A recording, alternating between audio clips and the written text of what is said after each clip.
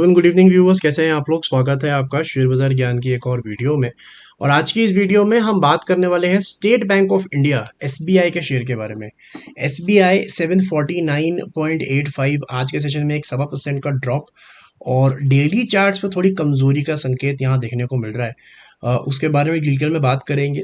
Long term जो vision है SBI को लेके उसके बारे में बात करेंगे, लॉन्ग टर्म ट्रेंड के बारे में बात करेंगे। तो अगर आप लोग चैनल पे नए हो तो आप चैनल को प्लीज़ सब्सक्राइब कीजिए ताकि रोज़ आने वाली जो वीडियोस हैं वो आपको लगातार मिलती रहे। तो देखिए एसबीआई का जो मैं बात करने वाला हूँ इस वीडियो में वो मोस्टली टेक्निकल चार्ट्स के ऊपर ही होने वाला है। न्यूज़ के बारे में कोई बात नहीं करेंगे। तो एक सिंपल जो हमारी अप्रोच रहती है टेक्निकल्स को लेके उसके बारे में रिविजिट करेंगे यहाँ पे। डेली चार्ट को जब मैं देखता हूँ यहाँ पे तो पहली चीज जो मैं ऑब्जर्व कर रहा हूँ that is that today it has close in red. इसने अपना पिछला जो ग्रीन कैंडल था उसका लो तोड़ा है 752.7 पे।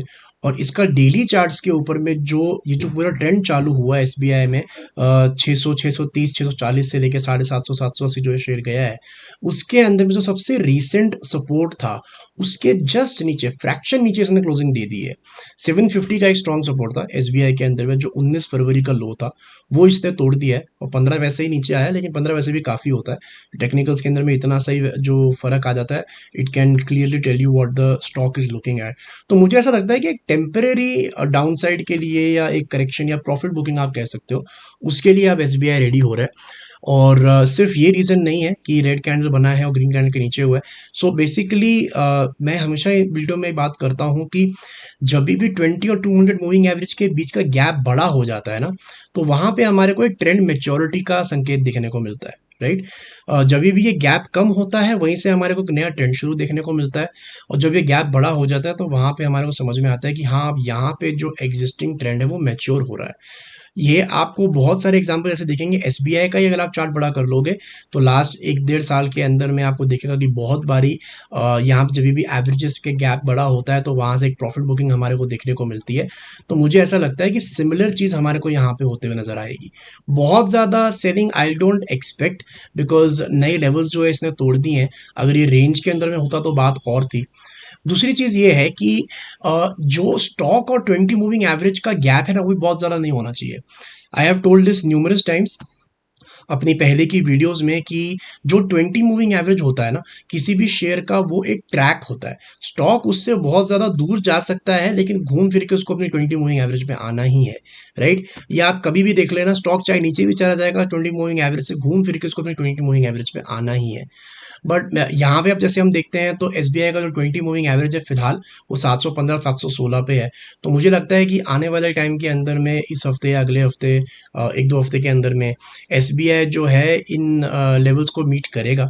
क्लियरली थोड़ा सा डिस्ट्रीब्यूशन का यहाँ पे सिंबल्स और साइंस जो है वो दिख रहे हैं ऑन द डेली चार्ट्स।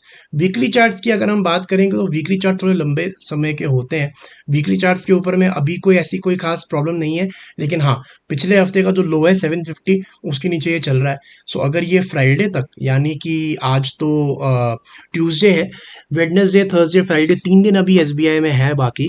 अगर ये इस हफ्ते 750 के नीचे बंद होता है तो डेफिनेटली थोड़ी और प्रॉफिट बुकिंग हमारे को यहाँ वीकली चार्ट्स के ऊपर में भी इंडिकेशन मिलेगा कि आने वाली है।